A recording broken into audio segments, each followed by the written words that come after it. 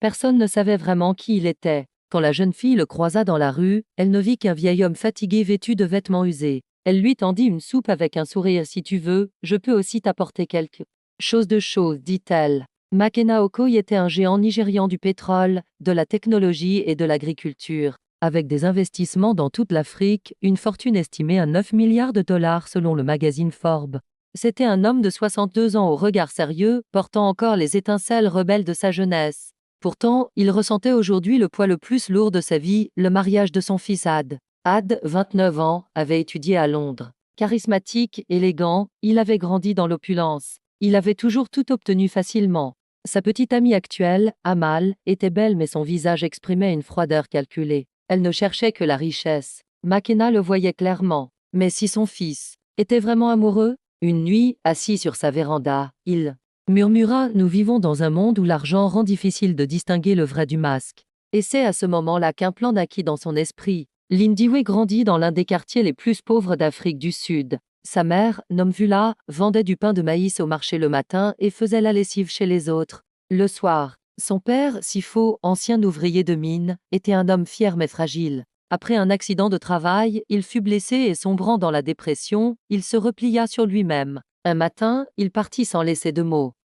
Années plus tard, Nomvula apprit qu'il travaillait sur des chantiers près de la frontière du Lesotho. Mais ils ne le revirent jamais. Lindiwe n'avait que 5 ans. L'absence de son père devint la première pierre de son caractère. Combatif, après l'école, elle aidait sa mère. Ensemble, elles luttaient pour leur pain, mais aussi pour leur dignité. Un jour, elle rentra de l'école en pleurant. Sa mère lui dit « Ma fille, être pauvre n'est pas une honte. Ce qui est honteux, c'est de l'accepter comme une fatalité. » Ces mots devinrent la philosophie de vie de Lindiwe. Très jeune, elle découvrit les livres de droit. Un étudiant du voisinage lui donna ses anciens manuels. Le soir, elle étudia à la lumière d'une bougie, et le jour, elle aidait les personnes âgées dans la rue. Grâce à une bourse, elle entra à l'université de Johannesburg. Ce jour-là, sa mère la serra en larmes. La route sera difficile, mais tu es l'enfant de ces chemins. Had étudia la gestion dans une université prestigieuse de Londres. La ville lui offrait liberté, vitesse et privilèges. Les bureaux étincelants, les bars illuminés la nuit, les restaurants luxueux, ses costumes impeccables. Tout cela lui donnait une illusion de puissance. Mais rien ne comblait le vide en lui. Il riait à toutes les fêtes, mais chaque matin devant le miroir, il ne pouvait cacher la fatigue de son regard. Parfois, seul dans son appartement luxueux, il se murmurait « Tout le monde veut être avec moi, mais est-ce que quelqu'un me connaît vraiment ?» Un jour, il vit un sans-abri faire tomber sa soupe. La foule passait sans s'arrêter. Cela le bouleversa. Il se souvint de sa mère partageant son assiette avec un inconnu quand il était enfant. Il comprit que Londres lui offrait tout, sauf des racines. Il faisait alors face, pour la première fois, aux dures vérités de la vie. Chaque vêtement de luxe cachait un sentiment réprimé. Il fut fasciné lorsqu'il rencontra Amal. Belle, captivante, elle évoluait dans les cercles. Huppée, intelligente mais distante. Il confondit cette froideur avec du charme. Mais peu à peu, il vit la vérité. Elle souriait à sa montre de luxe, pas à ses mots. Chaque parole portait une attente. Un jour, alors qu'il parlait d'un souvenir d'enfance, elle demanda « L'entreprise de ton père est à ton nom ou toujours à lui ?» Ce fut la révélation. Ce n'était pas de l'amour, c'était un investissement. Dans ses yeux, il ne vit plus qu'une calculatrice. Pendant 4 ans, il connut le succès mais jamais l'amour. Peu importe ses gains, il manquait toujours quelque chose. Une phrase de son père résonna « L'argent peut tout acheter, sauf un cœur ». Had étudia la gestion dans une université prestigieuse de Londres. La ville lui offrait liberté, vitesse et privilèges. Les bureaux étincelants, les bars illuminés la nuit, les restaurants luxueux, ses costumes impeccables. Tout cela lui donnait une illusion de puissance. Mais rien ne comblait le vide en lui. Il riait à toutes les fêtes, mais chaque matin devant le miroir, il ne pouvait cacher la fatigue de son regard. Parfois, seul dans son appartement luxueux, il se murmurait « Tout le monde veut être avec moi, mais est-ce que quelqu'un me connaît vraiment ?»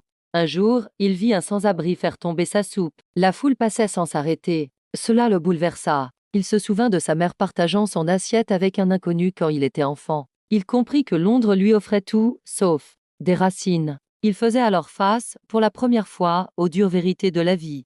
Chaque vêtement de luxe cachait un sentiment réprimé. Il fut fasciné lorsqu'il rencontra Amal. Belle, captivante, elle évoluait dans les cercles huppés. Intelligente mais distante. Il confondit cette froideur avec du charme. Mais peu à peu, il vit la vérité. Elle souriait à sa montre de luxe, pas à ses mots. Chaque parole portait une attente. Un jour, alors qu'il parlait d'un souvenir d'enfance, elle demanda: l'entreprise de ton père est à ton nom ou toujours?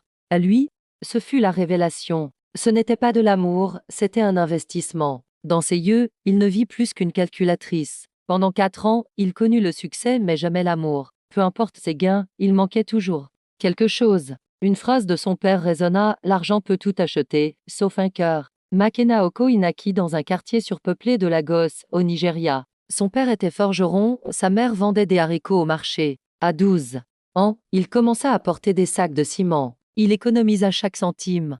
À 10 septembre, il lança son premier commerce avec une simple moto pour faire des livraisons. Un jour, il perdit tout dans une affaire frauduleuse. Son associé l'avait trahi avec des papiers signés en son nom, et tous ses investissements s'envolèrent en une nuit. Épuisé, il rentra chez lui, le corps brisé mais surtout l'âme vidée.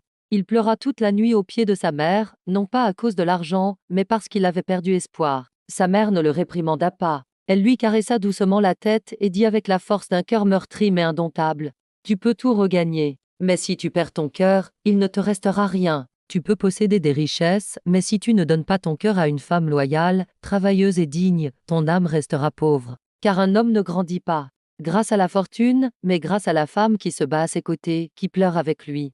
C'est avec elle que tu tombes et c'est avec elle que tu te relèves. La vie n'a de sens qu'à deux. Cette nuit-là, les paroles de sa mère s'ancrèrent en lui. Peu après, il croisa la route d'une femme au marché, Amina. Ce n'était pas seulement sa beauté, mais sa ténacité, son honnêteté, sa volonté inflexible qui attirèrent Makena. Elle tenait un petit stand et travaillait jour et nuit. Makena développa pour elle une profonde admiration. Ils commencèrent à s'entraider, à bâtir quelque chose ensemble. Amina cousait à la main, Makena transportait et vendait leurs produits. Au marché, chaque pièce vendue était un pas de plus vers un rêve commun. Amina devint sa partenaire, son allié, son amour. Un an plus tard, ils se marièrent lors d'une cérémonie simple mais sincère. Ils ouvrirent ensemble un petit atelier de couture. Le soir, ils tenaient les comptes. Le matin, ils préparaient les commandes. Chaque couture était un pas partagé, chaque tissu un morceau de leur avenir. Et ainsi, Makena reconstruisit sa force. Mais cette fois, ils n'étaient pas seuls. Ensemble, ils surmontèrent les épreuves, construisirent l'amour et l'effort. Leur victoire n'était pas que matérielle, elle était celle de deux cœurs unis. Dans sa vingtaine, il prit un risque audacieux et ouvrit sa première usine. Depuis ce jour, il n'arrêta plus. Pourtant, une part de son cœur resta attachée au bidonville d'où il venait. Il fit le serment de construire l'humanité en même temps que sa fortune. Lorsque Makena proposa un poste à Lindiwe, ce n'était pas seulement pour la tester. Il espérait aussi sauver l'âme de son fils. Car dans le regard d'Ad, il avait perçu une faille, une absence que ni le luxe, ni les diplômes de Londres, ni les succès professionnels ne pouvaient combler. L'association, implantée dans les quartiers pauvres de Nairobi, apportait une aide alimentaire, éducative et sanitaire aux plus démunis. Makena pensait que ce lieu pourrait fissurer les armures de son fils.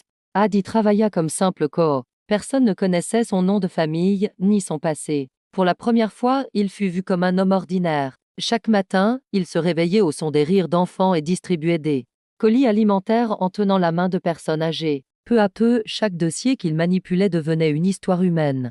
Chaque demande lui apprenait une nouvelle leçon sur le monde. Et Lindiwe, elle se tenait là, dans chaque projet, comme une promesse d'espoir. La lumière grandissait dans les yeux d'Ad, car il ne se contentait plus d'aider, il vivait avec, il apprenait avec. Et chaque jour, il devenait un peu plus humain. Les premières semaines furent rudes. Il avait du mal à porter les colis, ses mains peu habituées au travail manuel furent rapidement couvertes d'ampoules. Un jour, il vit un enfant pieds nus, couvert de boue, faire la queue pour un bol de nourriture. Jusque-là, la pauvreté lui était restée théorique. Ce jour-là, elle le toucha de plein fouet. Un soir, une mère partagea avec son fils son seul morceau de pain et lui sourit en regardant Ad droit dans les yeux.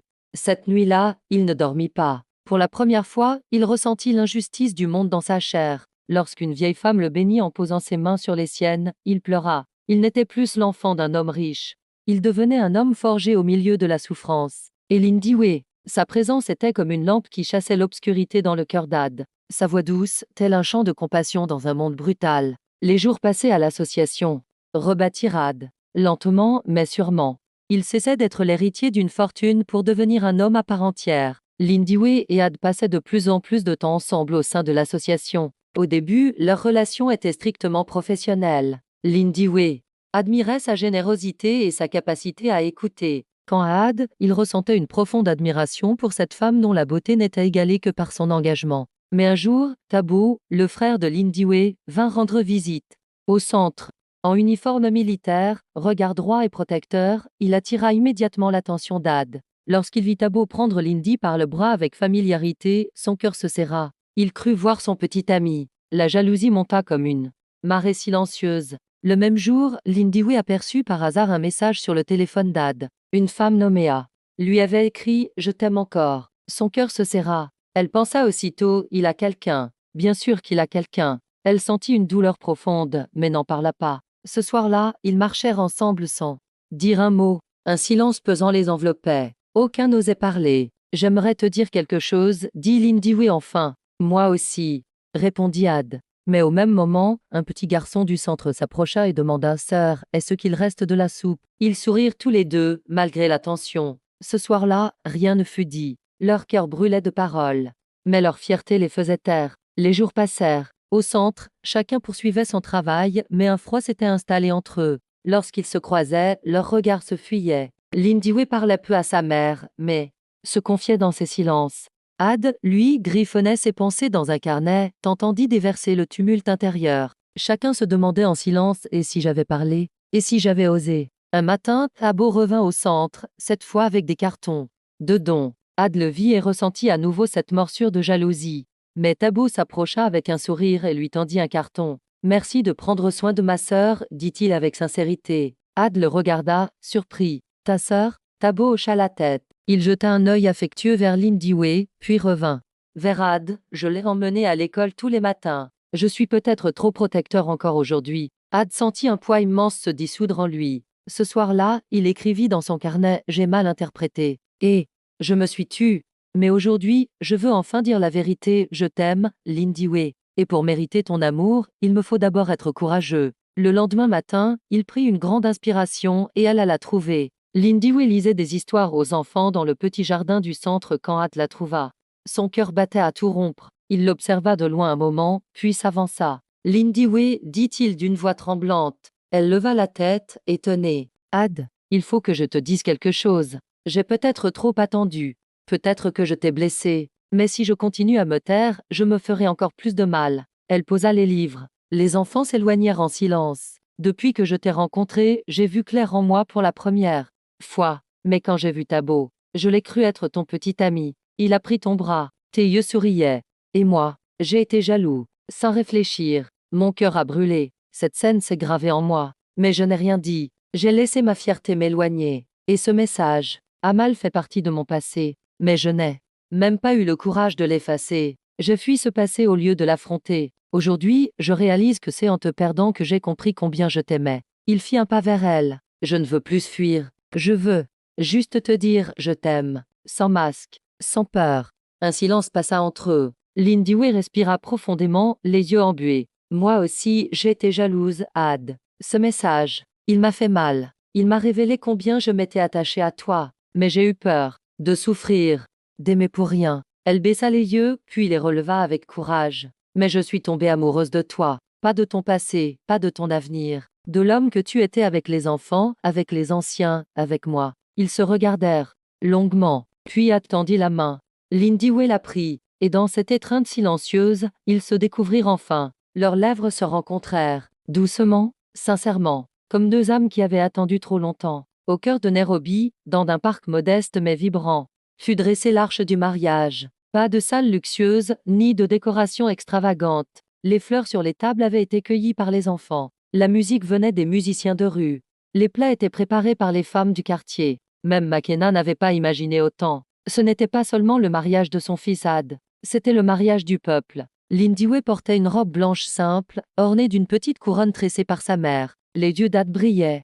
Au milieu de la foule, riche ou pauvre dansaient côte à côte, unis par la joie. Quand Makena prit le micro, les larmes aux yeux, il déclara « J'ai passé ma vie à essayer de comprendre ce qu'est la richesse. J'ai construit des usines, érigé des bâtiments. Mais jamais je n'ai pu acheter un instant comme celui-ci. Ses enfants, ses sourires. Voilà ce qu'est la véritable fortune. » Après le mariage, Ad et Lindiwe ne s'installèrent pas dans une grande villa.